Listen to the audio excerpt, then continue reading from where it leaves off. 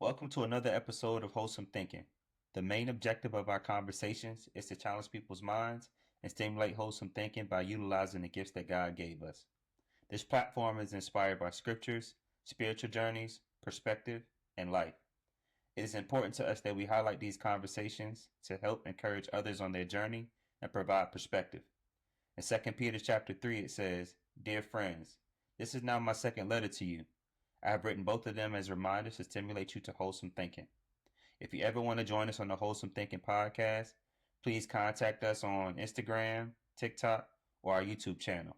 Our handle is Wholesome Thinking Pod on all platforms. We encourage everyone to reach out to us not only to join us, but to provide us feedback or tell us about other topics you would like to hear us talk about on this platform. Our main rules on this platform are commitment, creativity, no cursing, prayer, and no judgment. Appreciate everyone for tuning in to listen. Today I'm here with Spence and Shad. What's up, fellas? How y'all doing today? What's going on, fellas? We got the champ here, Spence, with us. What's going on, man? What's good, fellas? A day after the competition, still sore but feeling accomplished. Trying to get into that recovery, icing my legs down, but we here, we here. High Rocks champion. Great event. Great event at the High Rocks this weekend on Sunday and Saturday, man. It was good seeing you, Nicole, get out there. Yes, sir. Real, how Appreciate you it. doing, though? I asked you because I was listening back to our last episode, and Uh-huh. you asked us, and then like you finished addressing us, and then you were like, "I'm doing good too, fellas," and I was like, "Hey, none of us asked this man how he doing." And I was like, "Oh my goodness, Real, how you doing today, man?" It's such a routine, bro. It's such a routine. I'm doing excellent, bro. I'm doing pretty good, man. No complaints. Of course, pleasure to be with y'all again. Another week. We 12 episodes in. Just thanking God for the process and the journey with y'all boys, man. Just seeing everything that's unfolding is just exciting. You know what I mean? So I'm doing good. I appreciate you asking, bro. Of course, man. Of course, is what I do. I make sure all of us are good. Shout out to JG2 this week on spring break, man. Hope you enjoying yourself on the beach out there, man. Be safe. Fellas, appreciate everybody for tuning in and listening to us. Today, fellas, is episode 12. Today, we're talking about the power of association. Shy, you brought up a great topic last week that we all just agreed on immediately. So just tell the audience kind of about that process for you and kind of where your mind has been about the power of association. Yeah, for sure. So at work, it kind of started with me reprogramming and renewing my mind because I feel like I started shifting away from the basics of what I was doing to, in a sense, achieve at a high level in my position. And I was thinking, I was like, man, what was I doing that I just kind of stopped doing? And I realized I wasn't associating with the same group like I was doing before. And so what happened was I said, you know what? Let me get back to being with people where I'm really learning and growing when I'm having our conversations with them. And so I had three different one-on-ones last week with, you know, three completely different backgrounds, and it was so refreshing. Talked to another person who does a podcast and learned some stuff from him and some perspective on that. I talked to an HR business partner that was in a role similar to I am, but now he oversees the entire Norfolk HR department. So like he had moved up and just getting perspective on my role and getting back to the basics with him. And then I met with a pastor, just had, it's going to be a 1 hour, just like a coffee catch up, man. And that turned into like this 2 hour, just straight discipleship of just me learning and growing. And I'm excited to talk about that. But as this was happening, I was just realizing, I was like, you know what? So many people don't value the power of association and how important an association is. So when I was just kind of opening up for you all, like how important is it for you to make sure you maintain like a good association? Like John Maxwell talks about the law of environment and his 15 invaluable laws of growth. And what it talks about is put yourself into environments that are conducive to growth, like where you're going to be in there and where you're going to grow and develop. And if you're not growing and develop, you need to find another room, basically. So, I just want to start off by asking you all, like, what does high level association look like to y'all, and where do you find value in being in those rooms where you can definitely grow and develop? I'm just now finding it. if I'm being transparent and real. I think I did have it at one point in my life, and then I kind of I veered off, just being, I guess, just immature, so to speak. You know what I mean? And just being able to just go through life. After I graduated, man, I just really veered off. This is talking about like getting my master's degree. And I think I've talked about this on previous podcasts, but when my grandparents passed away, I graduated in 2019 with my master's degree, man. And I just was like, all right, I'm done. Like, that's it. Like, I don't need to, like, what is it? I'm going to just live life on the edge and just have a good time. And I really just started doing that in a lot of different rooms. So I think I was just trying to find a room for myself, Shad. So I think when you ask that question, I really don't have a clear answer. I think that I'm starting to really get that around me now because I'm starting to return to some of the values that I was raised on and realizing God has more planned for my life that I didn't realize. I think I told Spence about this last week or week before last. Like, now God is showing me that I may need to try to get my LPC, my license in counseling, and go back to school for my PhD. And I'm like, hindsight, I was not, I really won't think about doing any of that stuff, man. And I think that just sheds light on the topic that you brought up last week. And I was like, man, this topic is very interesting because I felt that this week, but I didn't talk to y'all about it. I'm just like, yo, this is a different feeling that I'm feeling right now, just about like this positive energy. Like 3 years ago, I was just in I wouldn't say a negative space, but I wasn't really being encouraged or uplifted outside of my wife and my parents. So I really just thought like, yeah, they just care about me and want me to do great things. And I just think that speaks to this topic on a whole different level. Like the residue of positive energy that just rubs off on you when you in a good group of people, being associated with the right type of people to uplift and encourage you on your journey, on your personal growth journey, whether that's education, personal, spiritual, just being able to grow and develop, man, and just be able to hold you accountable too. I think this room that I'm starting to get in is not just y'all. It involves other people that may not be here yet. And I'm just trying to just take it day by day and hold on to it because I know what it's like to just not be in this room or just thinking that, oh, I reached the ceiling and that's kind of it. And kind of just like, I wouldn't say I gave up, but I would say that there was certain communication, language, and terminology that I was looking for that I just wasn't getting from my inner circle. And that's no shun to them or anything like that, but it's just like I didn't realize there was more. I just thought it was time to relax and celebrate. So I think that just provides so much insight for my story and just to say thank you, bro. Like appreciate y'all for just being here. I know JG not here with us today, but everybody just played such a key role in my life, especially at this time too. It's very personable for me right now, and I just appreciate this journey and this path that God has me on right now. And it's kind of like He straightened my path in a way. And I know I'll get into that later with the Bible verses, but that's kind of where I'm at. And so just being around that or being around that type of energy on a daily basis or a weekly basis, I know we don't even see each other and I feel the energy. So I can only imagine what it would be like in the physical. So now I think that would be my answer. I hope that was clear. Nah, I think that's clear for sure because I think it helps us in the sense of I kind of heard some of the stuff you said and kind of paralleled it to kind of what we talked about on our last episode, right? You talked about like being in that room by yourself, that dark room, and then people come and open doors for you, right? But like you don't have to be in the dark room when you have that association already and you're not, facing life by yourself. And I know it's not exactly the same thing, but it's immediately where my mind went because when we don't have that good association or we trying to do things by ourselves, we in the room by ourselves.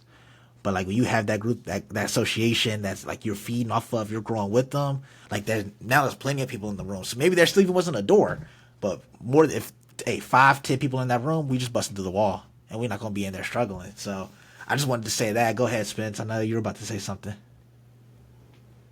Yeah, to answer your question, I value it a lot, and I think I'm in that space now with the people that I call friends that I'm close with, my inner circle. You, Rail, JG, Dib, Eric, my brother Jordan, all the people that are in my inner circle that I may not see all the time or may not talk to all the time, but I know we kind of have the same values. We view things the same. And I think that that's really the power of association, where you have a group of individuals that are like-minded, have the same values. Because if you don't, if there is one bad apple, it's going to corrupt the whole group. Bad company can corrupt good character, and so I think it's important to that the people that you're associating with have like-minded values and goals, because I think that will help you as you grow in life and achieve personal development. And an example of this, well, first off, I mentioned I wasn't always here. Back in college, I kind of veered off from that when I was off on my own and seeing things in the world for the first time and meeting new people. I kind of veered off from that. But after college and coming back home and you know, coming in contact with my friends that I grew up with, I kind of came back centered per se. Help my friends help me keep me grounded, including Shad, Dip. Some of my closest friends were helped me keep stay level headed after college when I kind of lost my way. I'm kind of in that space now, and an example of that is mentioned earlier. Y'all were congratulating me on the competition yesterday. The people that were there to support us, Rail, his wife, my in-laws, it was so great to see them there supporting. But also after yesterday, we posted a recap of us completing the challenge. The outpour of celebratory messages that I've received from the people that I associate with and some of my closest friends, I know that they value um, the same things I value. They value seeing me win, and vice versa. Like they were so happy for me, and they didn't get anything out of it besides seeing me accomplish one of my goals. And I think that that's important to have in your life when you're looking for a personal growth, personal development, and you continue to grow in life. It's having people around you that you can learn from to help you reach that next level that you're trying to achieve.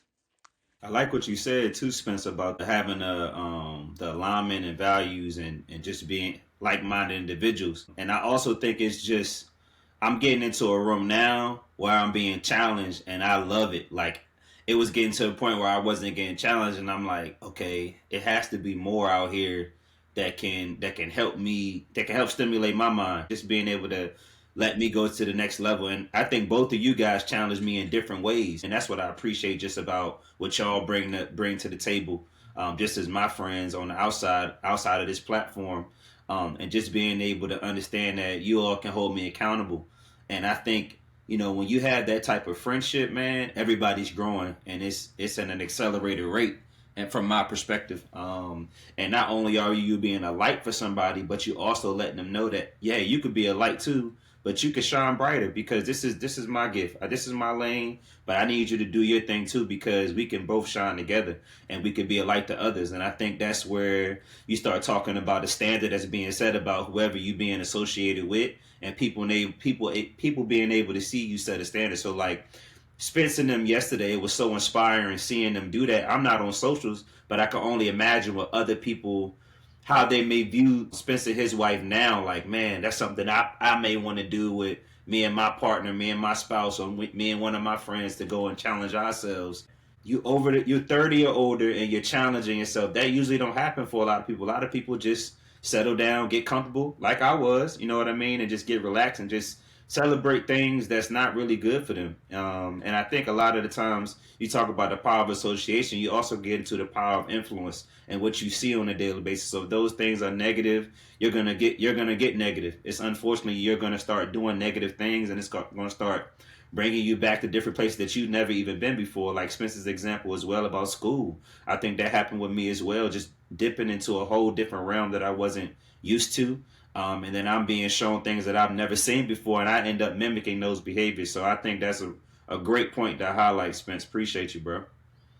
I think y'all both are saying so much good stuff right now. And before I address it though, Spence was out here name dropping people. Spence out here just dropped a control verse on the podcast. And now people who didn't hear their name gonna hit Spence up like, bro, I ain't an association. I'm like, oh man, here we go. Kendrick 2.0 with Spence. So, nah, for real. Spencer, you mentioned something on that when you talked about like there's a bad apple that could ruin the environment, right? And it kind of made me think a little bit what you were saying too, Terrell, is that typically when you're in those environments that are conducive to growth, everybody's growing. But one of the things that I've learned is that you could be on a winning team and not winning yourself. And that was something for me that I had to really like understand and embrace, because when you start to change your standard and you start to associate in different rooms, you got people that are, we talked about it before, on different parts of the highway in life, and you may be just now getting into the room and your car don't start, and you're seeing all these people win, and sometimes like you're not winning yourself, you're not growing yourself. And that's why I think it's so important, like you mentioned the law of influence as well, is like if you're someone that can have influence on someone, that can encourage them to grow too when they're in that environment, that's kind of like how everybody starts to win and how everybody starts to grow. And that's why the power of association is so important. Because just because they're in that room, I think we've all been in plenty of rooms where we've been seeing people like that are just moving on in life, and then there's that one person that's just kind of, they hearing it, but they're not really applying it. And they're not really applying it to their life, or they don't believe that's part of them. And sometimes we gotta come down and, we gotta lift them up too, or we gotta encourage them if they even want to be encouraged. Sometimes they just trying to say they in the room and not really trying to grow. And it's just, what's the association actually doing for you when you start thinking of that? Because if you're in a winning room, in a winning team, man, we all want to win, and we want you to win too. But like, you have to make sure you're not that bad apple. And I think sometimes it's so easy for people to think that, or sometimes people get so complacent, right? They start thinking that, oh, I've been here for a while, I don't know what I'm doing. But actually, you're the slowest moving person in the room now because you just got comfortable. And I think it's always like a slippery slope when it comes to like getting too familiar with a good environment where you think you're always winning because you're in it, compared to being in a spot where you're hungry, you're humble, you're in there, you're learning, you're growing with people, you're running the same race, or the same pace rather, not the same race, and you're just like, hey, I'm gonna do what I can. So I think about football season, right, Spence? When you and I played that senior year, junior year we lost states. All the seniors came back and said this year's gonna be different, right? And I think you and I, like, that was a winning team. Like the culture we had was that winning team. And I think you and I saw people that was out there not giving the effort, not moving on, not getting the playing time that they want to, because it was either too hard to be in that culture. They wanted to be in a culture where it was kind of lax, or not really, no one's growing, no one's winning, no one's doing anything. And you see them get phased out in a sense. Like you see them get left behind in drills, you see them get left behind in cardio, you see them get left behind in film. And man, it's just so crazy that can happen everywhere if we're not careful about it. And so like both of you are saying good things, and I was just like, man, it's so important to understand too that like you can't, like, just being in the room is not enough. Just being in the room is not enough. Being in the association is not enough. You got to make sure you take advantage of that and you grow it too, because that's really like that's when it's conducive to growth for you, when you're actually applying the stuff too. It's funny that you mentioned that. I was going to use a sports analogy, but you use that when you can also apply to your career, the team that you're on. You're in the room. You're on a winning team. You're meeting your team is meeting their goals, their quarterly goals, but you're not contributing. You're not taking advantage of the opportunity that you're being given. You're wondering why you're not being able to advance in your career. There are people that are always watching, and you have to know that. And when you're in these rooms and you're getting these opportunities and knowing that people are watching, you have to apply what you're being taught. Like you're not gonna move up anywhere if you're not contributing or you're not doing anything. You're just stagnant. But your team is still winning, so you think you're winning, but you're not, because you're not progressing. I think though, it's a two part to this, and I'm gonna stick with the sports analogy. Sorry for anybody that's not watching sports. I don't like sports, but I gotta use it, and I try to break it down as best possible. One of my boys sent me this text message. He was listening to Kingdom Life Church podcast, and I'm reading it now. He said, "Could it be that God has benched us because we've been missing practice?" And so that just hits on so many different levels. So what that means, people that don't watch sports, is like the coach sometimes benches somebody because they're not coming to practice, they're not giving their effort. So what Spencer and Shad are really talking about is you get on the team and you're not giving any effort at all. You're not gonna get any playing time. Like you're not gonna get in the game to score any touchdowns, or you're not gonna score any points in basketball. You're not gonna get any hits in baseball. You're gonna be on that bench and you're gonna be watching as a spectator. So what do you have to do to get on the court, on the field, on the baseball field? What do you need to do? And those things will have to align with the winning what the winning team is doing, whatever those values are. And I think y'all making great points. I just think it's tough. It's tough for some people because, and I can't speak for everybody, but I have been a part of a football team in high school, man, where it's like football was, football, baseball, and basketball. I played all sports and was cold. I was nice. Not to toot my home, but I was all right. But then I get there and football is just, they trash, bro. And I end up not winning one football game in my whole career. Get all state, whatever, but it's like me trying to put my values into a situation on a losing team, it didn't coexist. And there was nothing that I can do by myself to lift anybody up. Maybe a couple of people, but I couldn't get the whole team on the same page. And man, I remember my last game, bro. We go up. We about to run the clock out. So I'm like, all right, two more running plays. We'll take a knee. Gonna win. I take a knee, hand the ball off. My teammate fumbled. Game over. So here I am, about mind you, we done gone to states in every other sport. We done won states in basketball. About to run it up in baseball the next year. So this is like the one thing that I got to do in my career in high school. And I'm like, yeah, I'm the man, bro. We good. I could do anything. But that's when I realized there's nothing that I can do on a losing team. I have to be a part of a winning team, or somebody, or a team of individuals that want to grow. And that's the example that you guys are making. But on the flip side, I think it's tough for people that have never seen any type of winning at all. What are they going to relate it to in their life if they never watch sports? They don't know what it's like to sacrifice, to compromise, and to lead.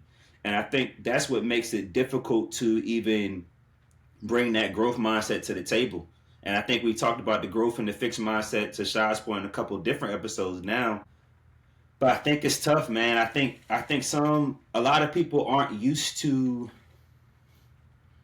being part of a team. They just functioning alone. But in life, you really can't do that. You can do some things alone, but it's going to be tough. And I just think it's difficult to win a lot of other things in life when you isolate it, and you being intentional about making sure that you're not on the team at all. It's not even about winning or losing. You just don't want to be a part of anything because you may have endured so much in your life.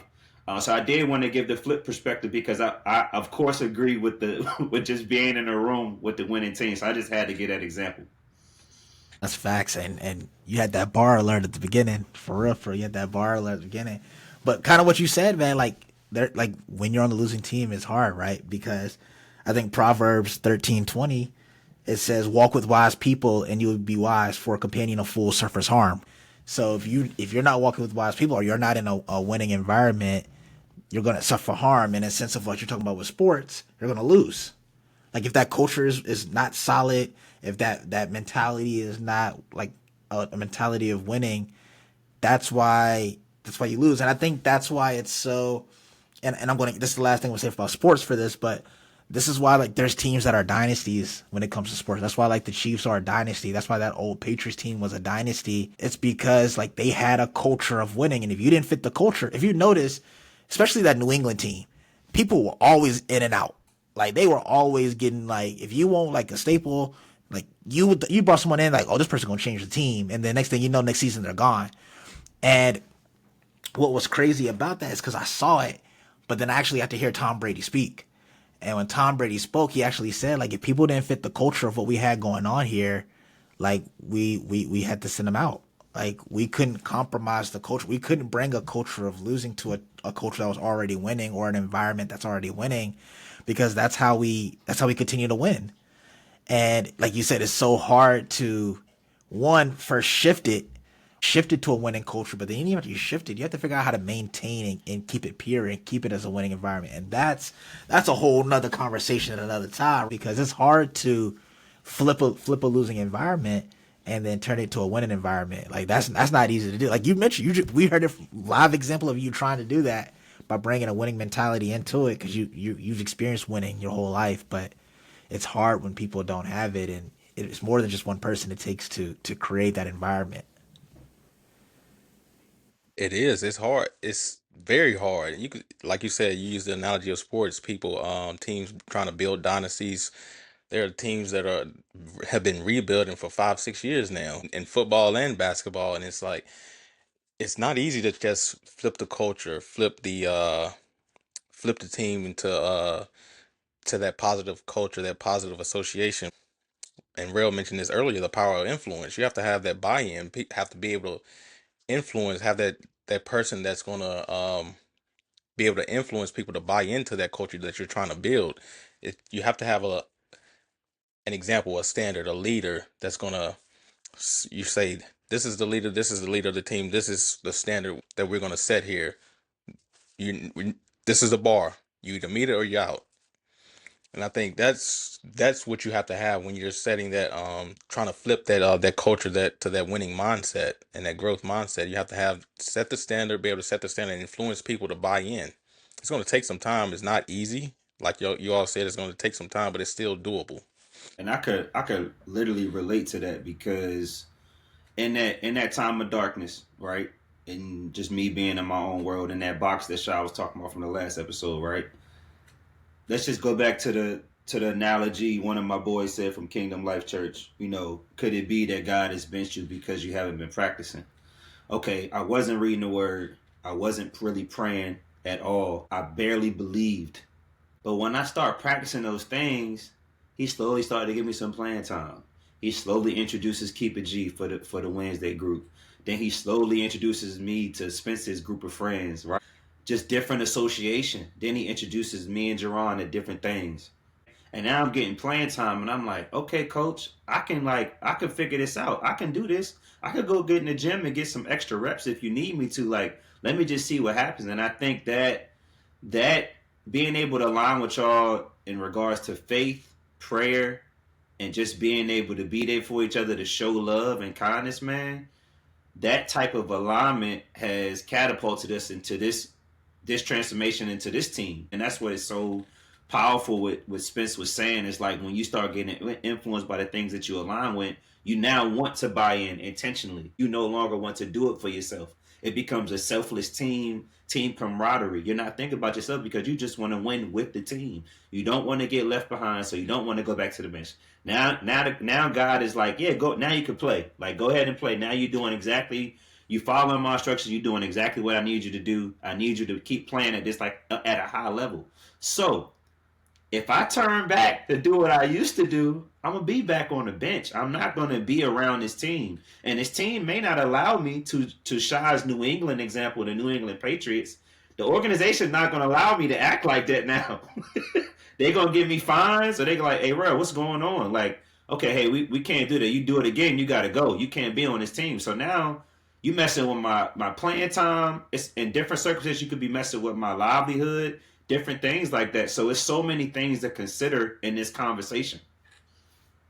That's fact, and I think that's kind of what was happening to me, right? I think that's why how I started it off. I talked about I need to get back to the basics, and I need to get back to because I feel like I was probably on the bench because I feel like stuff was not going how it was supposed to go. I was missing opportunities that I shouldn't have been missing. I was feeling overwhelmed in a situation I shouldn't have felt overwhelmed in, and it really made me say, let me take back and go back to practice. Let me go back to I'm not always in the game. Like I need to go back to practice. And that's why like I went back to these basics of finding these associations and getting into these associations because I knew how powerful they are. And when you're in these associations, you learn so much in these associations as well. It's not only you just playing and you practicing with them and running alongside, but they teach you so much. And it makes me think I was telling you all I met with the pastor, right? How it started off to be just an hour meeting, and I mean, it was 2 hours of just. It was just so much. Like God was just working so much in that meeting, and I'm just talking and I'm sharing my story, and he taught me a valuable lesson that I'm still processing, I'm still learning, I'm still thinking about it today. And he said, "Are you chasing purpose with God? Or are you chasing God with purpose?" And I was like, I mean, what do you mean? Like, I mean, I feel like God, like God wants me to do my calling. God wants me to chase purpose. And he's like, okay, but who created purpose? And then, so then he had me sit back a little bit. And then he said, so here's an example. Let's say you leave this meeting right now. You told me you want to open up this homeless shelter, right? I said, yes, sir. He said, you leave this meeting right now and you walk across the street back to your building and an 18-wheeler hits you. And now you can't open up, you can't do anything you thought was your calling. You can't open up that homeless shelter. You can't do all of that. Are you okay? And I hesitated. And he says, exactly. He says, you're hesitating because you got the order wrong. And it was something I've never heard in my life. And I was like, I needed to hear that in the moment, because I always thought like chasing purpose was like that was like the holy thing to say, like, yeah, like, this is what you do. Like, you want to chase purpose, chase your calling. But no, you want to chase God with your purpose, not purpose with your God. Like chasing purpose with God. You want to chase God with purpose. And that just gave me a whole new perspective of being Christ-like. And it's like, if I didn't go back to practice, I would still be on the bench. I would have never had the coach pull me into film right there and say, hey, this is the stuff you've been missing in the games. This is why I had you on the bench. This is right here what's going on. This is what you needed to focus on. This is going to unlock your game. And right now, I feel like I'm going to be back a starter. Like, I feel like what I got from all three of those conversations, but specifically that one, I'm like, man, this is why associating with people that are either where you want to be in life or have so much wisdom to add to you is so important, because that conversation would have never happened if I would never said, let me get back to the basics and figure out how to do that. And so it's so important, man. It's like, it's so important to make sure we practice it and that we not on the bench, because we try to be in the game. But we also got to make sure we practice it and we not just focused on staying in the game. We focus on continuing getting better too and getting closer to God at the same time. Because that, I tell you, man, that was. Go Yeah, ahead. Go ahead. That was fire, yeah, shot. That was fire, man. bro. Man. That's a bar. And it just real quick, it's something real you mentioned, and Shad you mentioned. Real, you mentioned following instructions to get more in playing time, and Shad, you mentioned getting back to the basics. That's a lot of the time what we're missing is the fundamentals. If you want to take it back to the sports analogy, getting more playing time, a lot of the times it's the little things that you're missing doing. It's you're trying to skip steps so you can get there faster, instead of sticking with your fundamentals, taking it step by step and just getting better every day. You're trying to hit a home run instead of just hitting a single just to get on base, and taking that progress. You're trying to score when maybe God is saying it's not your time to score. You're trying to skip steps in the process. You're trying to skip what I have for you. The single, you hit a single. I have a lesson for you to learn right here. While you're trying to hit a home run and you're skipping steps and you're missing the message I'm trying to give you. So it's important to get back to those fundamentals and not skip steps. And like Shaw said, get back to the basics of what you learn and what you value. All right, we here, man. Hey, y'all going in right now. I'm trying to really stay focused because y'all said a lot, and I keep smiling on camera. So those of y'all wondering why I'm laughing, I apologize in advance. But no, y'all are saying so much to indicate what happens when God benches us, right? And we get so frustrated during that process when we on the bench. So before God presents us the film and indicating this is the reason why I set you there, because He never gonna do that. Let's just be real. You're gonna have to figure that out because He's gonna be talking to you, and you may get it 10 years later down the line, right?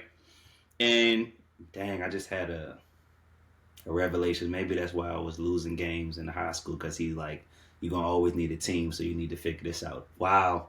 Sorry, we gotta cut this part out. Um, dang, bro.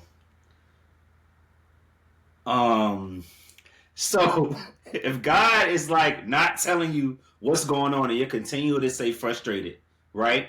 So He is not telling you why He has you on the bench, but logically, this is the logic and curiosity part that I was trying to segue into. Logically, God, I'm nice. My flesh is cold. I'm really nice out here. Let me do my thing. Like, you have no idea how cold I am. God is like, man, I drafted you. Like, I'm the one that wanted you part of this kingdom organization. If it wasn't for me, you would not be here. And I think those fundamentals y'all talking about, are very basic, but we spend so much time being curious about what other teams are out here. How can I get in the transfer portal, coach? Hey, coach, I'm gonna go ahead and let me see what's out here. Let me be curious to know if, like, logically, I know I'm right, so I know I could get recruited by some other teams out here, and them other teams are worldly things, and the enemy can easily infiltrate in those situations where God is like, I just wanted you to be a part of this kingdom team, kingdom mindset, kingdom beliefs, kingdom actions, and a lot of the times we don't trust the Lord. So, like in Proverbs 3, verse 5 through 6, it says, "Trust in the Lord with all your heart, and do not lean on your own understanding. In all your ways acknowledge him, and he will make straight your path." So it don't matter logically if you have the skills, if you have the intellect, if you have the physical capabilities to do anything in this worldly realm. It doesn't matter unless you're acknowledging God in all your ways. And I think those are the basic things that we can do. But a lot of the times, and I gave this demonstration to my boys like two weekends ago now. Actually, AJ, shout out to AJ, man. I was letting them know like a lot of the times we were playing the game, and God was pretty much telling us, no, I'm now going to allow you to pretty much produce some fruit. But then we became comfortable with it because it was easy. And you got to ask yourself deep down, why is it so easy to do them things? It's because we was really created to do those things, right? But sometimes we're like, we want to challenge ourselves with our own intellect and logic and be like, let me be curious and try to read more information about whatever else is out here. That could be other religious beliefs. It could be so many different things. And we could spend that time chasing that for so many years, man. And in reality, the spirit is already within us, and we don't have to go far to get that. God just wants us to seek him out. And those are the literal fundamentals that it's going to take for us to get in the game. And God will allow us to play and be childlike again. But we just refuse to do those baby steps. It's really basic steps to different parts of life. But if we continue to do the things that God wants us to do, our path will no longer have so many different four-way intersections, so to speak. To give an example, it's probably going to be a stop sign, and it's going to say keep straight, like keep driving ahead, and then God is going to keep giving you signs. But we spend so much time trying to create a sign. Like we trying to make a plan, and God in Proverbs 19:22. It's interesting that we keep talking about Proverbs tonight because it's all about wisdom. So Proverbs 19:21. You can make many plans, but the Lord's purpose will always prevail. And I think that's just a pivotal key of what happens when you just stick to the fundamentals instead of trying to make your own plan without God. The facts. And, just to keep going with trying to add to that, you got James 1:8, a double minded man is unstable in all his ways, right? And like you said, if we're not just focusing on the basics and just focusing on being Christ like and just focusing on doing everything for the kingdom, like you said, we thinking about everything else in the transfer portal instead of just focusing on where we're planted at right now, where he put us at. And that's when we get away from the basics, right? Because we're like, all of these either false idols or things that are distractions out there where we see it and we're like, man, the NIL money over there look good. Nah. Don't worry about the NIL money. Worry about the contract of the kingdom that's coming by you staying right where you are. Because you're gonna trust that NIL money and don't even make it to the league. You know what I mean? And it's like you're so focused on so many different things instead of just staying, playing it, and doing what you're supposed to be doing, being on the firm foundation you have already. Then you just kind of mess that up because now you're like, well, logically, it makes sense to stay here because I know what the end result is. But man, I'm so curious about that NIL money over there. I'm so curious about what that team got going on over there, what they thinking about what they doing. But you understand, like, man, I know I need to stay here. I know that God put me right here for a reason. And I think sometimes people are quick to leave where they're planted, right? They always think the green is grass, or the grass is green on the other side. Is that the saying how it goes? And I even see that at work. I see so many people who've talked to me about like career changes and stuff. And I was like, I don't know if you might want to leave, the kind of stuff you have, the opportunities you have here. You may not be enjoying it right now, but just kind of stay planted. And then they leave. And then I get a message, 6 months later, like, I should have listened to you, man. It ain't like that over here. And it's realizing that sometimes you're right where you need to be. And you need to embrace that. And you need to understand that. So I love what you're saying, Terrell. I love what you're saying with this logic and curiosity as well, and applying it to this concept of staying with the basics too, because it's so important. It's so important that we all have and we all understand exactly how this works, because logic and curiosity, it can either be a bad thing or it can be a good thing. I think I look at the curiosity aspect too, instead of me trying to jump around everywhere. But also, like, the curiosity allowed me to sit there for an extra hour and ask those questions, because I got that piece of information in the second hour. So if I wasn't curious about more he was going to share with me, and just focus on the logic of, well, we hit our time, I got to go back to work. Now I missed out on that, on understanding the difference in purpose, chasing purpose and not chasing purpose. And that's where curiosity can be a good thing, right? That's where you're still following the instructions you're supposed to follow, but you can go out and take that curiosity and learn from other people. So, Spence, kind of, what are you thinking about kind of what Terrell said? Because Terrell over here spitting fire tonight. I'm telling you, man. A lot when he first mentioned it, and he was using a sports analogy of wondering, like entering the transfer portal. I kept coming back to you, even when you were talking, like, control what you can control. Like, you can control how much you pray. You can control how much you get into His Word. You can control how much you're spending learning about God and asking questions and reading His Word, instead of getting curious and wondering of what other people are doing and how they're getting to this point in their life and how they're getting all this money and buying these houses and these cars. And instead of controlling what you can control in your own lane, you're focused on everything else. And also, when he mentioned curiosity and logic, it also brought me back. And I mentioned this uh, when we were talking the other day about growing up with my parents.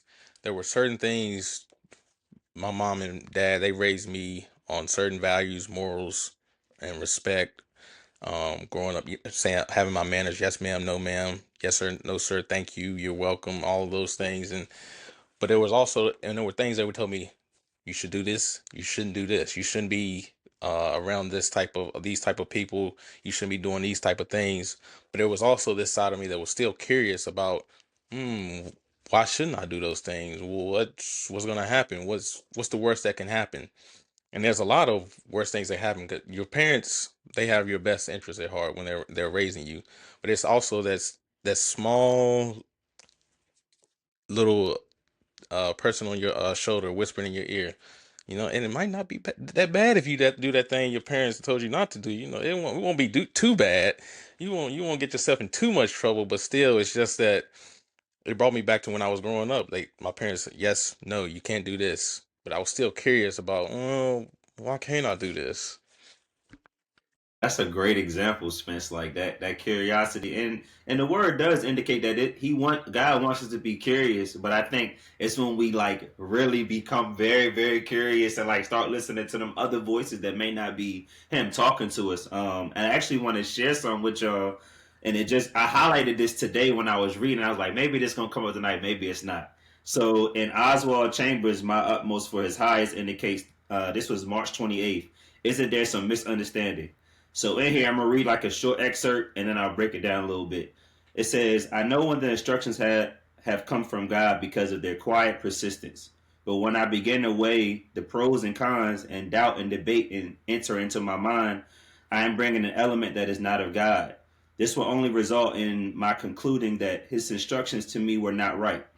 Many of us are faithful to our ideas to His.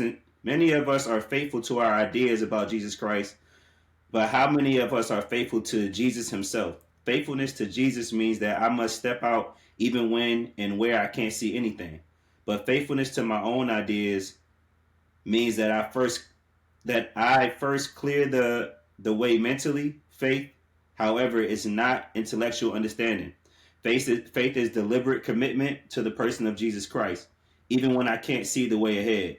Are you debating whether you should take a step of faith in Jesus, or whether you should wait until you can clearly see how to do what He has asked you to do? Simply obey Him with unrestrained joy. When He tells you something and you begin to debate it, it is because you have a misunderstanding of what honors Him and what doesn't. Are you faithful to Jesus, or faithful to your ideas about Him? Are you faithful to what He says, or are you trying to compromise His words with thoughts that never came from him. So do whatever he says to do and just do it. And I'm thinking about that, and I'm thinking about so much, right? Because when we get the instructions, I delay. I like hesitate, and I never forget. Like last year, one of Jerron's church members, he introduced me to her, and he was like, "Some reason God keep telling me like the word hindrance keeps coming up with you, right?" And when I read that the other day, I'm like, "This is what she was talking about." Like I start weighing the pros and cons of the instructions that God has given me, because I start leaning on my logic and like to the most elite level of curiosity, bro. I'm just being real. And so when I say curiosity, that's what I mean. I'm not saying like what the word is indicating about being curious about his love and stuff like that. I'm more so referring to the flesh part of the curiosity, like me wondering what if this, what if that. And I think a lot of the times that delays what God is trying to get us to see. And a lot of the times that delay can hinder us from where God wants us to be, and it can block somebody else's blessing because we're not where he wants us to be. Even though he loves us and understands us more than anybody ever could, I think it blocks some blessings, man. What y'all think about that? And I know I was talking about like the whole purpose thing that the pastor was telling me when we met, but literally as she was reading that excerpt, I was like, I hear exactly his voice because he was telling me basically the exact same thing, like in his own way, and I was just like, yo, this is crazy. Like, it's not that I doubted him, right? I don't want people like, I don't want audience listening thinking, oh, you didn't think what he had to say. No, like it's just when God wants to work and God wants to show you something, He's going to make sure it's reinforced so you understand. And it may be something that's reinforced right in that moment, or maybe something that you've heard it, and like you said, you come down the road and it's reinforced then. But your mind remembers the initial moment for it to be, because then you're like, man, I'm either having deja vu or like I felt this somewhere or I've seen this somewhere. And it's because he's making sure it's being reinforced in you. And right there, and it's not always a short, but it's just cool to see that. And I think what you're saying is right, and I appreciate you kind of expanding on like the flesh part of the curiosity, because I think that's the easiest part to be curious about, right? Is like all of the worldly things that we have and all of the different options that we have, and especially now with technology being the way that it is, there's so many options everywhere. Like you want one thing and you go on the internet and you look at technology and you have 32,000 different options. And it's like, how do you maintain the what's most important when all of these distractions, all of these things, all of this sin, all of this whatever is in there in front of your face and your flesh is just like telling you. So I get exactly what you mean, because it's something that's why you have to have that association that can help you stay planted, and to keep that stuff in a sense at bay. And I always say it on pretty much all of our talks when I talk about like negative, like you can't get rid of negative. You can only dilute it with positive. Right? The negative, you've already had it in your life. So you can't get rid of it. You can only dilute it with positive things, with positive associated with positive environment, till the point where it's so small in there that it doesn't even matter anymore. And that's kind of like what you have to, that's what the association do with all the negative and all the distractions and all the curiosity in the world of all these worldly things. It's we get around people that can help remind us or teach us like, hey, these things don't matter. What really matters is making sure your relationship with Jesus is good, because like you said, it's either, are you a follower of Jesus? Do you love Jesus? Or do you love the idea of Jesus? And are you a follower of the idea of Jesus? Because it's always good to say, yeah, I know Jesus. Yeah, like I know what he teaches. And then you go and do whatever you want. You say it's great stuff, but like it's different being Christ-like and but you need people to be able to teach that to you if you don't understand that yourself, or get in associations where they'll do that, whether it's the church, whether it's community groups, whether it's a mentor, whether it's discipleship, whatever it is. Like you have to find ways to cap that curiosity of the flesh, like you were mentioning, or to consume you.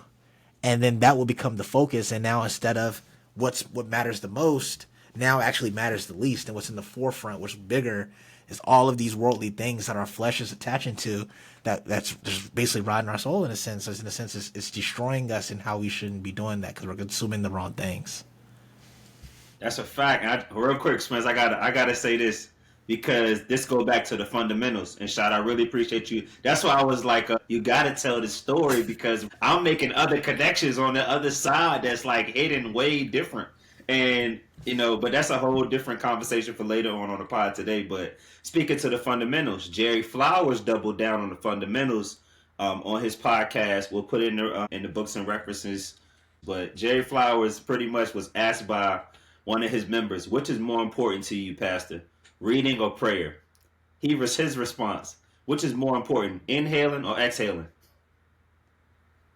And pretty much saying you got to do both. And the scripture is pretty much inhaling.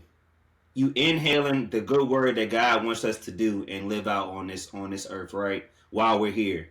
And then prayer is releasing it. And I was like, oh my gosh, like Jerry Flowers, man, every week he just ignites something in me, bro. Like really making different type of connections that make you think. Because to me, that's a double entendre. Because it's like, if you don't do both, you're gonna die. So just do the basics. If you want to live, just do the basic. If you want to live in a righteous spirit, joyful and peaceful spirit, just do the 2 fundamentals. You don't need to do 10. And it's like, this all I gotta do to play, coach? This all you really want me to do? And when you really break it down, like inhaling and exhaling is very simple in order for you to live. And it's like, we want to live for eternity, bro. We don't want to just live in this fleshly realm. And that's why I was like, that has to be a double entendre. He just didn't extend it. So he was like, well, which one is more important, inhaling and exhaling? So I just wanted to share that with y'all before Spence went. Nah, boy, you talking tonight. You talking tonight. But to get back to the excerpt you read, and I was thinking about it, and I was like, I made it personal. I was like, well, why do I hesitate when God is speaking to me? Why do I not? Because I'm guilty of it as well. Why do not when He speaks? Why do I? I'm supposed to trust God. I say that I trust God and I have faith in God. Why do not just jump out there when He speaks? Why do I hesitate? Why do I seem scared when He's telling me this is what He wants me to do? And on the flip side of that, why am I trying to jump out there when He's telling me to stop, trying to blow through the stop sign? Why am I trying to blow through the stop sign when He's telling me to stop and I'm constantly just jumping out there? Traffic coming, I'm gonna blow through the stop sign anyway. Why do I do that? So when you read that, I was like, this hits home because I do this. I'm guilty of this. Being hindering, being scared to put my toe in the water per se when He's speaking to me and jumping out on faith and trusting God and His plan. When He's telling me to stop, boom, here I go. I'm jumping in head first trying to. For example, the example I used previously on the pod when I was trying to leave VDOT and get in change industries and get into more banking and finance. He was telling me to stop, but I'm constantly trying to jump out there, trying to jump in the pool head first. About to drown, but I'm still trying to jump out there. And it made it so personal that excerpt you read it because I'm constantly guilty of that when He's speaking to me and then when He's telling me not to do something. Let's talk about the hesitation and the power of association in Mark chapter 4, 35 through 41, right? So this is kind of like to your drowning analogy too, Spence, right? So Jesus says to the disciples, let's cross to the other side of the lake. He's telling them, let's go on the other side of the lake, right? The disciples followed Jesus' instructions, but soon a fierce storm came. So typically in those situations, when we follow His instructions, we know that something else is going to happen. It's not going to go as perfectly planned. So it's indicating that the storm soon came. Then high waves began to fill the boat with water. But during the storm, while the boat is being filled with water, Jesus is asleep on a cushion, bro. Like he's unbothered. And I'm really like fascinated with that. Like, wow, he's just asleep on the boat. So anyway, let me keep going. So pretty much the disciples are afraid and they ask Jesus, don't you care that we're about to drown, bro? Like, you don't care about us? Like, what's going on? So they start waking Jesus up. Jesus woke up and spoke to the waves and said, silence, be still. Double entendre to me. And I'm going to come back to that. Then the storm stopped, and it was a great calm on the lake. Jesus asked the disciples, "Why are you afraid? Do you still have no faith?" So the disciples asked each other in fear, like, who is this dude really, bro? Like who is this dude? Even the wind and the waves obey him. And what I'm starting to realize is that when you in a boat with Jesus and you decide to like really buy in and have faith in him in all things, you won't be shook. You will boldly walk in your faith. And it depends on who is in your boat that will freak you out to be like, all right, we drowning, Jesus, wake up. Like, but he's really like, what are you afraid of? If I don't care about the waves, why do you? If I don't care about the storm, why are you scared? I'm showing you what to do in these circumstances. And that's really sleep. And that's mean being peace, being straight joy. So then I start like thinking about the episode. This is all today, fellas. Like I'm not lying. Like I'm just writing notes and then all this stuff started flowing out. So I'm like, well, what if the disciples applied the power of association? Bro, they wouldn't even woke Jesus up at all. They just would have rode the wave and stayed in the boat and just chilled. And praise God for being in the moment with their team and just waiting to get through the storm, because the storm is only temporary. So when you're on the boat with Jesus by yourself and you're trying to wake him up, that's different. But you still got to apply the same fundamentals though. You still can't hesitate. You got to have faith in him. If he's sleeping, he's telling you to be still and calm down. He's being still and silent by sleeping. So then he reminds the waves. So if the waves don't have a mind, if God created all these things, but he gave us a mind, okay, that's a privilege. But the thing is, it only becomes a blessing when we renew it technically. If we don't renew it, it's just a privilege to have. And we might end up abusing it. But I think when you start renewing it and then you get that power of association and you start going through a storm with a team, you're just going to be still and be silent because you know you with a kingdom team, man. And God chose you to be on this team. So I had to share that with y'all after Spence said that. I didn't know how it was going to come out. So, yeah, bro. Wow, that's crazy. I love the way you connected that back, bro. That was fire. You talking? You Man. talking? Man, I think both of y'all spin right now. So, I kind of want Terrell. I think what you're doing right now with this curiosity and logic piece, right, and tying it and just fully bringing it into every avenue. I think it's a foundational thing that we should think about, something we should always keep in mind, because I think about when you first even mentioned this to us, right? And kind of what you mentioned to it's so much more encompassing than it was back then, that we can take this information and now remind ourselves, right? Like I always say, it's not what we know, it's what we remember. And it's making sure that we have a good understanding and remember these things. Like remember to be still in these moments, because life's gonna hit, right? Life's gonna hit us all. Like a storm's gonna come for all of us. But are we gonna be still in the moment? Are we gonna trust that we have God in us and that it's okay? Like life's gonna happen. It doesn't matter if you the best Christian in the world, think you the best, whatever. Like life's still gonna hit you. And it's understanding that we have Jesus in us and we know to be still. And it's okay. And the storm's gone until the storm to be gone. Now, in the moment, obviously, it's not going to feel that way because we're so filled with the storm consuming our flesh. But we understand that, let's say it's death. We understand that Jesus is in us, God's in us. God is also in the person that passed away too. And so same way he's telling us to be still, he helped them be still too, even on their final breaths here. And it's hard, right, in that moment, right, because we're losing somebody in the flesh. But heaven's getting another angel, and we know that when we're there too, we're going to see that angel again too. And he's just telling us, like, hey, be calm, be still. Because it's so powerful, especially to bring in that story, because that story can teach so much, and people can easily miss it, right? They can just think it's just and it is. It's the power of Jesus and what he's able to do. He's able to control the winds, control the waters. But it also is, like you said, the important lesson of just understanding we have Jesus in us. And in a moment of just making sure that we're not overreacting. We're not making the storm worse, but we're making the storm go away. So I appreciate you, bro, for that and sharing that, because I'm getting so much out of this. I'm getting so much out of both of y'all, what y'all are sharing. because I said, like I said, I'm in this new mindset right now. I've renewed my mind on my association, and really making sure I'm going and learning from it. And that's why I said that's why it's so important to have a good association, because you're picking pieces up. You're hearing stuff so much different than you heard it before, and this is just a week ago. And I was telling y'all I was getting stuff out of what we were sharing a week ago, 2 weeks ago, 3 weeks ago, but it's just hitting at a whole nother level. And like this happens to all of us, right? As we continue to progress on in what we're doing, as we continue to move on, and we get in different environments, we get in different rooms, we get in different associations, we learn how to have a different perspective on things that we've heard before, because our mind have grown to be in those situations. And I'm gonna wrap up here with that.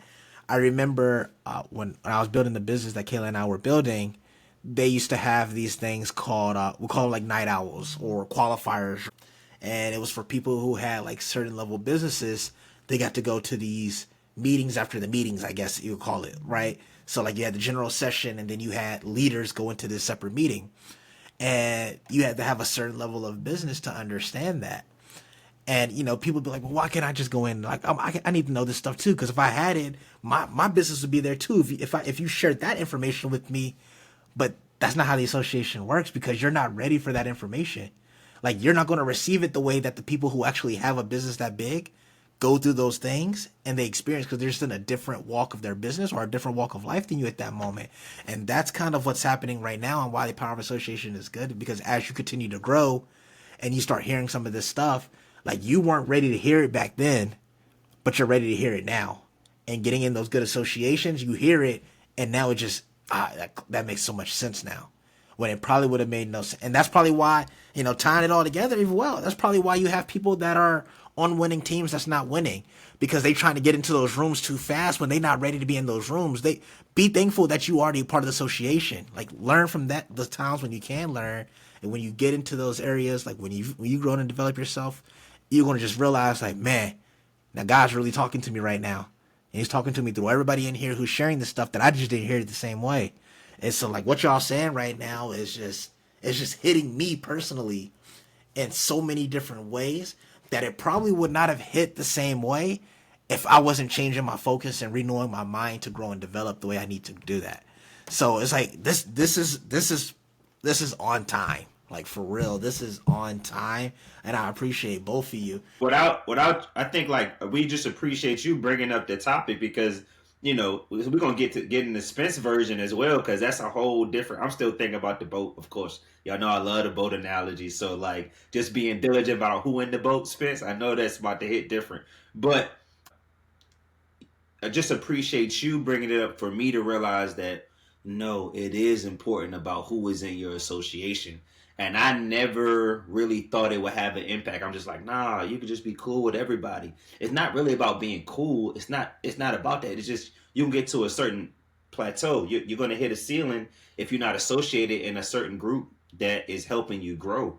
And I think this conversation is helping me understand that within association, you do have the accountability. You have people checking in. You got people helping you grow, pouring into you. But then you also just gotta. This is what James was saying. This makes so much more sense now. The dialogue, man, the dialogue to learn from each other. And I think when you can't bring dialogue to the table about what you personally going through, nobody can learn from you, and you kind of blocking a blessing from somebody else as well, just because you're not telling your story. You're not being personable enough to break down kind of how you dealing with it, because that could help me, or that could help Spence, that could help JG, that could help anybody if we being real. And I think when we could be transparent and vulnerable like that, like we have talked about in the last episode, it just helps build an understanding of how we can get through life and grow closer to God, but also understand what our flesh is really going through. Because this ain't walk. This walk is not for no punks, bro. Let's just be real now. I know we can't cuss on here or anything, but it's not. It's not for the weak, bro. It is not, and I'm quickly finding that out within a year, and I'm just understanding more and more every day that, like, there's so much more to growing close to God and being righteous, and understanding what that really entails, and understand that you're gonna have to. We in just in the beginning stages of renewing our mind, so I can only imagine what God is going to reveal to us later on. But I think the dialogue, how people listen to us on this podcast in general, just being able to hear this and talk about this in a physical form, man, there's a lot of growth that can happen, and other people can be blessed through just you sharing your story and just figuring out, okay, I may have a puzzle piece that you may not have on your board. I'll give y'all a quick example of this before Smith's go. I was in this training at work. Icebreaker was fire. Probably one of the best icebreakers I've seen in person. Y'all probably have heard it, but it was like the puzzle piece. Y'all ever heard of that? So she had a name of the puzzle piece. She had an end piece, a question mark piece, the first piece, the last piece, and the awkward piece, right? And so she hands them out to everybody individually, maybe 8 people. And she goes around and she pretty much indicates, hey, what's the name of your piece? And the person said, well, I got the piece with the question mark. And it's like, have you ever been in a situation to where you just either lost a piece or you can't figure out where it goes, so you just put it to the side because it's like a question mark? Then she gets to the end piece and says, how does it feel when you get to that end piece? Or you start off with an end piece because you want to create the borders of the puzzle. Or the last piece, how does it feel? What type of joy do you have when you put that last piece of the puzzle in? And I think the dialogue is a piece of the puzzle that's missing from our flesh, because I can't experience everything. Now, I did tell my wife this early. We was on the way to Spencer and them competition. I said, babe, I'm trying to tell you, there's no way God created technology because he did not want us to have all those experiences. We get to see way too much. There's no way this is even real to validate all these thoughts and things to our brain to coordinate what we feeling when you scrolling or whatever. But anyway, if we dialogue about the journey or whatever we're going through, it just brings another puzzle piece to somebody else's puzzle, man. When in reality, we all part of the kingdom puzzle anyway. And we all got a specific piece. Shy don't have what I have. I don't have what he has. Vice versa with Spence. Vice versa with JG. We all can't bring the same thing to the table. If we did, we just have a puzzle that's never finished. That's facts. And it's my bad, Fizz. I know we keep cutting you off, but I just want to say, like, with that, like, you being that puzzle piece, right? And I don't know who's listening that's going to need to hear this, but you are important. Your life is important because you are a puzzle piece that nobody else is. Your uniqueness makes you who you are. So embrace your uniqueness, embrace who you are, because you are so important to the puzzle piece of the kingdom. And without you, we have no complete puzzle. So you are enough. You are unique. You are loved. And I just want this to be a constant reminder for you that your puzzle piece matters just as much as anybody else's matter. So embrace your puzzle piece, embrace who you are, and just know that you're enough. You're already in the finished product. So just make sure you embrace that and enjoy that, because that's who you are. Go ahead, Spence. My bad, man. I just had to make sure I got that out. No, y'all good. Go ahead. Go ahead. But just to add to that, the specific piece that you are is your specific gift that God gave you to complete the puzzle of the kingdom. Use that gift for the glory of God and not for these worldly and negative things that we have, and to use it to bring others to the kingdom, because everybody has a gift. God gave everybody a gift, and it's up to you to use it for his glory and not for worldly things. I just wanted to add that. Y'all talking though. So Spence, like, I know you had brought this to us last week, but I'm just trying to see how it ties in, because I have an idea about how it ties in, but just I want you to kind of break it down, just like we talking about that puzzle piece of pretty much that association. Once you realize, you in that puzzle, why do you think we still have to be diligent and alert? It's a great question. Great question. Some people are around you for them, and they're not around you to for you. I think that a lot of friendships, and this ties into a power association, have become so conditional based. You have to do something for me, I have to do something for you, instead of genuinely just being there for somebody and being excited to see them grow, to help them grow, helping them achieve their goals in life without getting anything out of it, and just being a genuine friend, being loyal, honest, respectful, and all the things that you, all the characteristics that you have of being a good friend, and the people that you associate with those values and morals. You have to be diligent because everybody doesn't have that. All the people that you come in contact aren't going to have those values and morals that you believe in, because we all come from different shapes of life. We all have different experiences and different perspectives. So the way you view friendship might not be the way somebody else views friendship. So you have to be diligent in the people that you associate with, and make sure. And like we said earlier, that bad company can corrupt good character. Like if you associate with people that don't have the same values and morals, they're going to corrupt you. And also, I was thinking about this earlier when I was jotting down notes. It's not proximity based. The people that you see all the time, every day, are not always your closest friends and the people that you need to associate with. Like I don't see or talk to all of the people I'm close with every day, but I know when I pick up the phone to call them, they'll be there when I need them.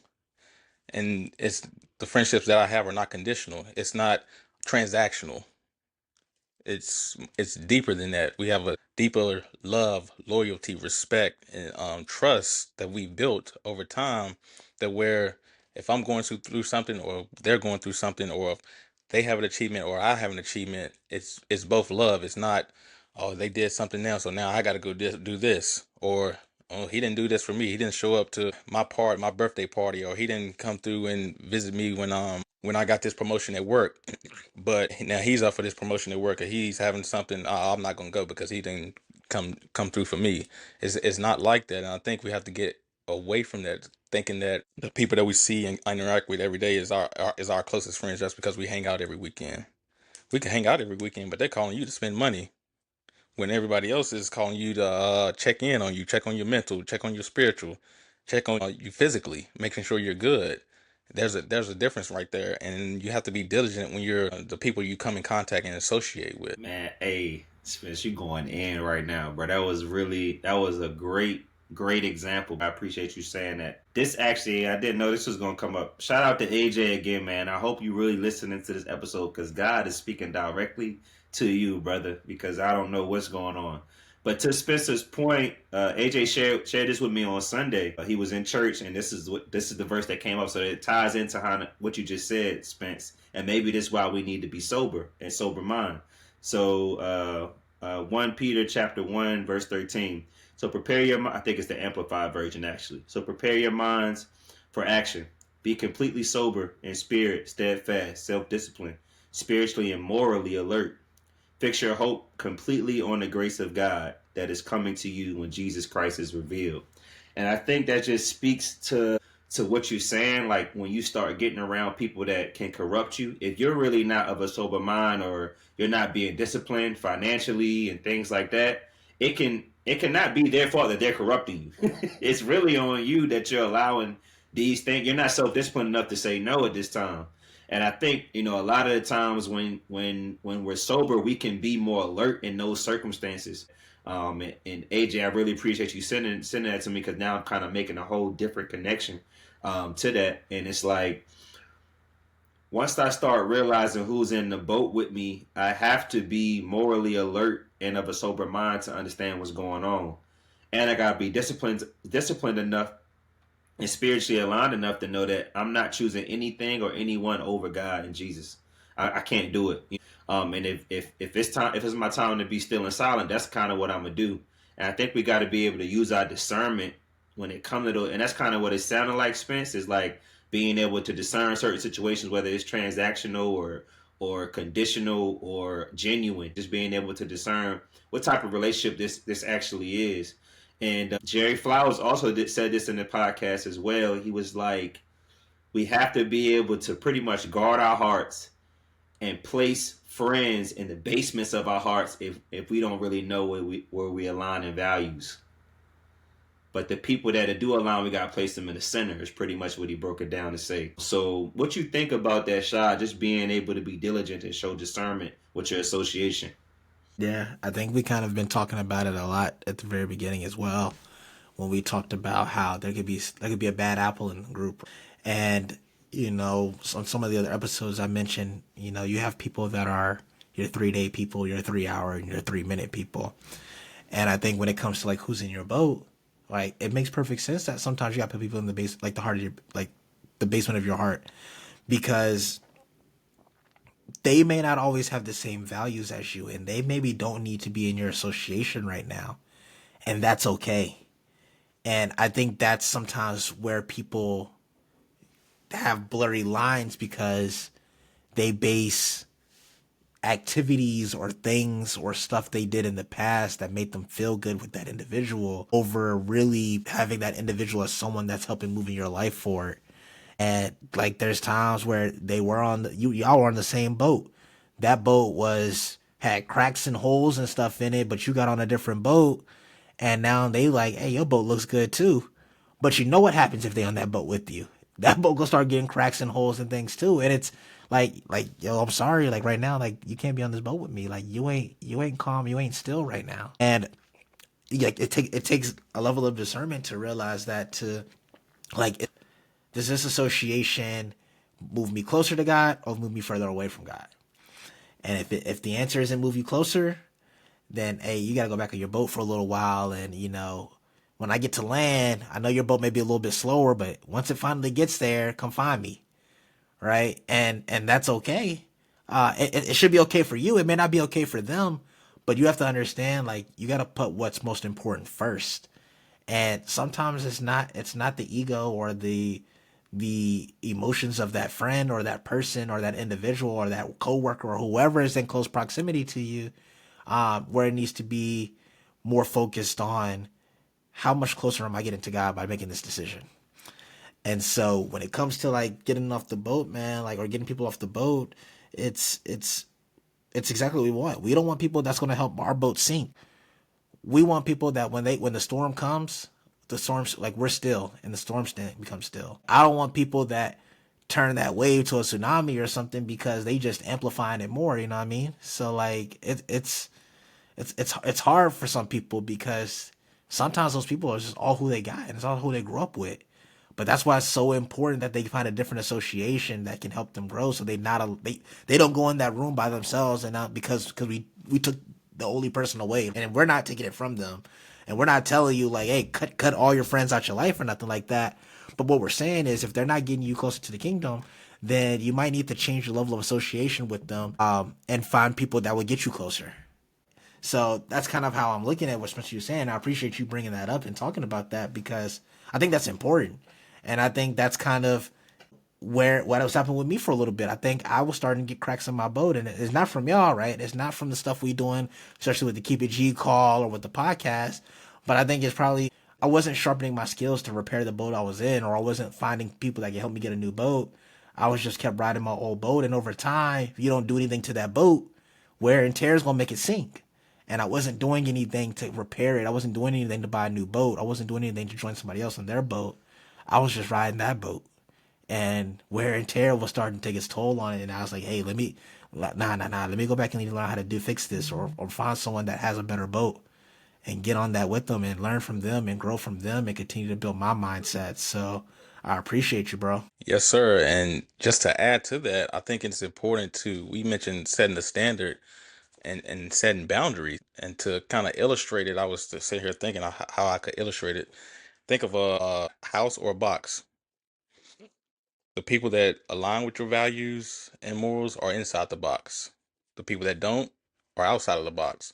There is a door for people that you can invite people in and out. Some people that may come be inside the box, and things happen, life happens, and they change. They have to go outside of the box. And also relate this to, I was trying to look up the scripture while Shah was talking. God says you can't be lukewarm when serving Him. You either serving Him or you serving the devil. You can't be in the middle. And so when you picture the box, you can't be halfway inside in the doorway. You can't be 1 foot in, 1 foot out. You have to set those boundaries, those guidelines that you hit these check marks, you're inside the box. If you don't, you're outside the box. And that's what I kind of was trying to get to when about being diligent with the people you associate with and your friends. You have these values and these morals that you stand on them, and don't let people that are outside of the box and outside of those standards and your guidelines get inside that box. Yeah, Spence, I think what you're saying is facts, and I think kind of talking about the topic of the power of association, I think when people hear this, they always think about how good the power of association does for them. Like when you find a good association, right? But the power of association works both ways. Like if you don't get those people outside the house, like you said, or you don't get the people off your boat, the power of association is going to work the opposite way for you, and life's going to start looking a lot different, than like a lot more down than it do look up. So like it's important, like when you think about the power of association, that it can work both ways. If you stay in those bad environments, then that's all you're going to get. If you stay on that sinking boat, that boat's going to sink. It's no surprise. But if you don't, like, and then the same way, if you find the good association, get on the good boat, it's going to get you to land. And so the power of association, for those that's listening, works both ways. What way do you want it working for you? And that's a question you got to ask yourself, because you may say, I want it working where it's going to get me to land, but you're still making the same decisions. You're still hanging out with the same people that ain't getting you to land. They getting you in a situation where that boat's going to sink faster. And the power of association is working. It just ain't, it's working against you right now. It just ain't working for you. And so, just kind of hearing what you're saying, and you, Terrell, as well, what you said, I'm like, man, like, I think people always hear, like, the power of this or power of that, and they always think it's the positive. But nah, like, it goes both ways. And this is an example, like you said, if you got the wrong people on your boat and you ain't getting them off, you having the power of association work against you. I just, yeah, I don't have nothing to say. I just want to echo Jerry Flowers, man. It's the episode about turning wounds into wisdoms, and I just want to quote it correctly because it's hitting so hard right now. And it's saying essentially, we need wisdom on where to properly place individuals so that I am not placing a parasite in the suite of my heart, but then placing a brother or partner in the basement of my heart because I can't discern the value of what each individual is carrying. Well, it's pretty much talking about just exhaustion. So even though people are in the basement or in the suite, that's the Spencer's analogy of being outside the box or inside. He's highlighting that you're still in my heart. I still love you, but I can't do certain things. So that's all I wanted to say, man. Anything else before we get into Spencer's notepad? Y'all boys been spending all night. I'm excited to see the takeaways Spence got from this one, because y'all been spending all night, man. Nah, man, y'all, we all, man. This is a great conversation. It's definitely we're gonna need a part two for this. Well, I can only imagine when JG's on this. Hey, y'all going crazy. JG, when you listen to this, just know, man, I've been thinking about you, bro, because I'm like, boy, the connections you about to make to this, Bro, boy. oh my gosh, Man, man. I'm telling you, that part two gonna go crazy. That's a fact. That's a fact. But all right, man. All right, Spence, what you got in Spencer's notepad for the audience today, brother?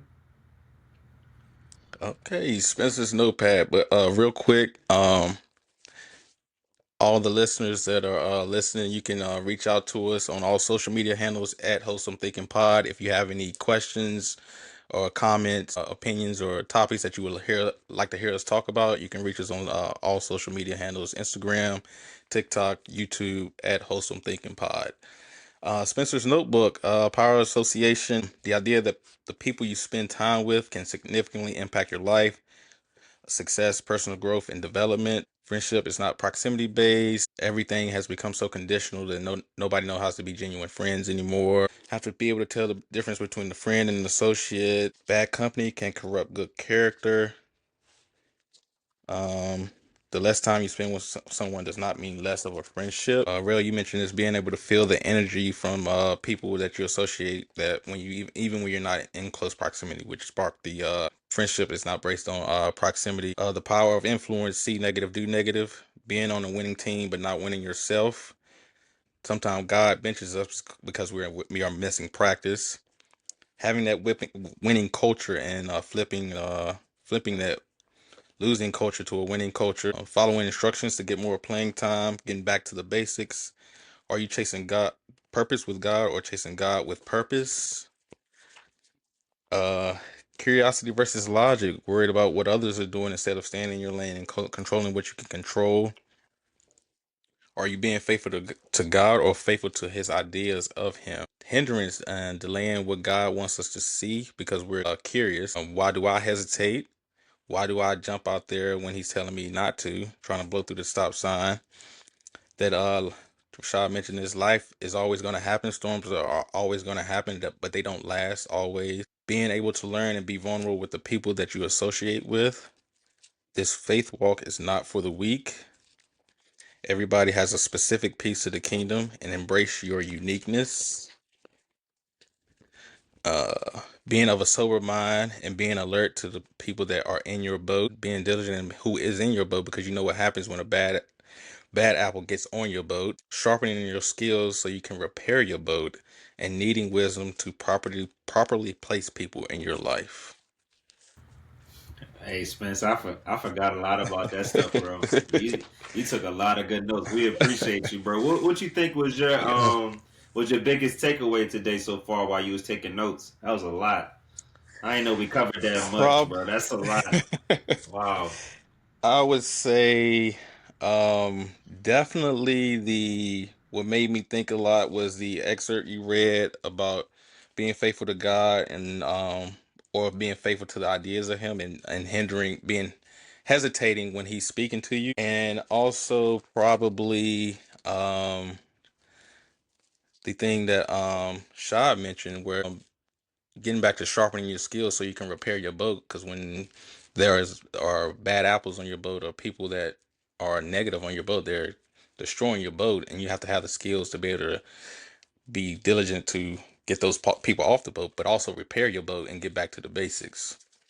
And also being on a winning team but not winning yourself, that was a good one. And then you got Shaw mentioned getting back to the basics, the fundamentals, and how he was getting back on track. That's a lot of good takeaways, Spence. Appreciate you highlighting that. Shout out to Spencer's notepad, man. We several episodes in now, and that's a lot of people's favorite segment.